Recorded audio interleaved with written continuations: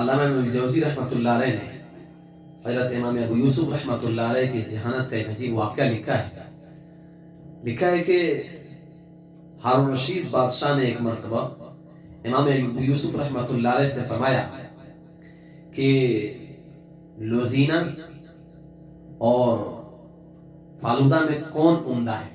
آپ کا کیا فیصلہ ہے دونوں کے بارے میں؟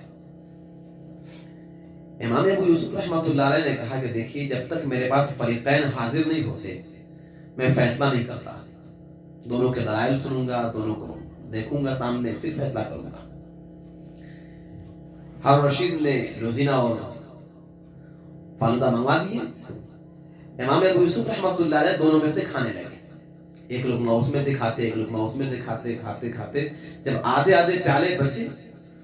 تو امام ابو یوسف رحمۃ اللہ علیہ نے فرمایا کہ میں نے اب تک جو ہے اس قدر مقابلہ کرنے والے دو فریق میں نے نہیں دیکھے۔ جب ایک کے حق میں فیصلہ کرنے جاتا ہوں تو دیکھتا ہوں کہ دوسرے کی دلیل مضبوط ہوتی نظر آتی ہے، دونوں انتہائی